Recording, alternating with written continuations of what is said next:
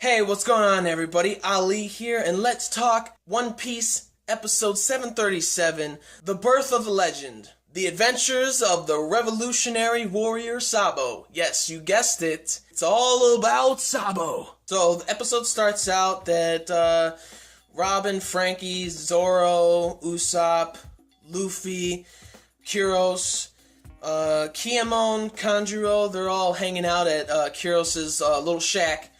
And, I gotta say, the animation wasn't too bad, really. I mean, it didn't bother me, really, at all. And, so basically they're talking up and stuff, and all of a sudden, Sabo opens the front door. Zoro was about to attack his ass because there was no booze. You know he's mad because there's no booze. Yeah, somebody comes in. It's Sabo. He walks in, throws Zoro the booze. Robin's all like, Sabo, whatever, all happy and stuff. And she was planning on waking Luffy up. And Sabo's like, no, it's fine. I just wanted to see him before I left. And basically, the whole episode is about Sabo's past and what happened to him. Oh, first, Robin, nobody knows like who is Sabo and stuff. She said he's Luffy's brother, and everybody's like, what? We didn't know he had another brother besides Ace.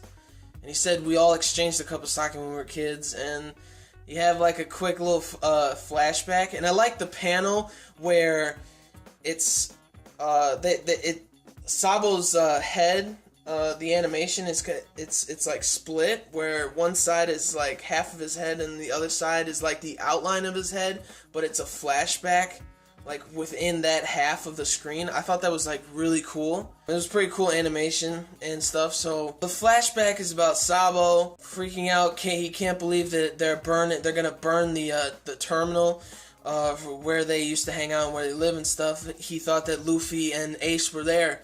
So he's freaking out, and nobody's doing anything. And so, and then, they skipped that because, you know, we saw, like, the adventures of Ace, Sabo, and Luffy a while back, so they didn't really have to go in depth of anything. And you see Sabo lying on the floor, and Dragon comes up behind him, picks him up. Sabo's just tearing up. He's like, this place is disgusting. The terminal isn't even the most rotten place. The people are the most rotten things in this country. I can't take it. I don't want to be here. And I always love seeing Dragon's shocked face in that moment when he's looking at this kid and he's like, oh my gosh, this kid is going through this stuff. It's like, I really like that whole animation of his face. So he helps and picks him up and helps him out or whatever. And then Sabo's like, I need to leave this place. So, you know, he gets on his boat or whatever, and then you remember when his boat is going past the Celestial Dragon's boat, and he decides to blow up Sabo's boat just because he's right there, and the Celestial Dragon's like, it doesn't matter, he has a black flag, which indicates that he's a pirate. And he's like, but more than that, a commoner who thinks he can sail along my ship should die, or that's so messed up. So Sabo, he's drifting on a wooden plank by the terminal, and it looks like he was about to drown. He was about to die, and then all of a sudden, Dragon gets him. You can see like the wind going past the dragon and everything, and you saw like the vein in Dragon's head. Oh my gosh, I love that. That was a great part. And so he picked him up, and then you see Ivankov. You see like on the ship, on Dragon's ship, Ivankov rolling around. I thought that was funny. He's like freaking out and stuff, and then, Dragon brings the kid aboard, and Sabo's passed out. So then, I believe it flash forwards back to the present, and Bartolomeo and all the fighters are in the palace, and Tank said that, like, you guys can hide here for the time being, and everybody's like, thank you, and everything. And then, everybody's about to go to sleep, and then Cavendish is about to go to sleep. Bartolomeo's like freaking out, and he's like, what are you doing? You can't go to sleep? And he's like, well, I'm gonna go sleep right here. Why don't you do that too? Bartolomeo's just screaming like, somebody get me change and stuff, because you know he's gonna turn into that guy, into Hakuba. It's gonna be crazy. So he ties his ass up. That was like the funniest part, I think, of the whole episode. And then you go back to the past, and then it shows Sabo on a gurney or whatever, and he's just resting on like a bed or whatever. He wakes up, turns out he loses his memories. He lost all of his memories, and he doesn't even know like his name. So the Revolutionary Army like takes him under their wing, or Dragon takes him under his wing, and it's basically just like him training and things like that. And we see Koala, she's adorable. Hack's trying to train people and trying to train kids, saying like, if you don't know how to fight, then you can't be here.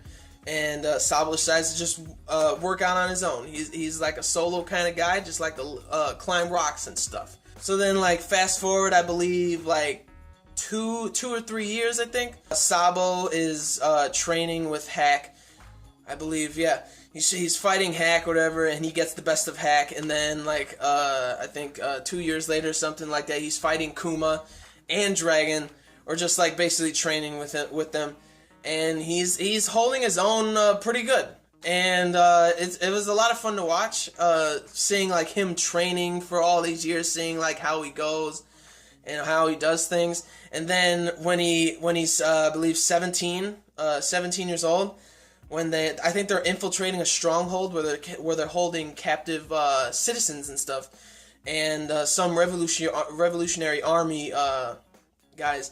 So they all infiltrate it, and then Sabo, apparently he learned his observation haki like pretty well at the age of 17, which was pretty cool. And he basically, like, none of them can get through. Like Koala, Hack, and them, they can't get through. So then Sabo decides, like, I'll create an opening, and he basically just does his Dragon Claw and just blows up the door. That was pretty cool. They get all the citizens out and stuff, and then Koala's like, we'll leave the rest to you, Sabo. And Sabo just goes to like the middle of, I believe, like the garden or something like that. Not the garden, but whatever. Like a giant platform, and he's in the middle, and then there's like a bunch of like soldiers around him. They're saying they're trapped, or whatever. And then the first time that we get to see him before the present, uses his dragon breath. Gosh, love that. Oh, and I forgot to mention I think like the best animated part was when, before like the halfway point of the episode, when Sabo, when he lost his memories, he said, I don't know why, but I have an urge to I can't go back to my parents, I can't go back to my country or to my kingdom. And the detail on his face while he's tearing up, saying like, I can't go back, with all the bandages and him tearing up, that animation was phenomenal. And then it goes right to Dragon's face. That was amazing too. It was like, I think that was like the most detail that they did in the episode, which I really liked. So anyways, flash forward a few more years, 2 years before the present. Sabo is, he still lost his memories and stuff, and Sabo's talking about how, in the present, Sabo's talking about how he gained his memories. Everybody's like, if it was so bad, how did you gain your memories back? And he said that, like, Ace reminded him. And, oh, gosh, I started, like, choking up a little bit just because what Sabo had to see in the newspaper. It was, man. Yeah, he told them that Ace reminded him by what he saw. He said it was kind of like a reminder, but then he's also like, that it was the worst timing that it could possibly have for him to get his memory back. And the animation of his face looking up right before the episode end, I really loved that. That was a great ending to this episode.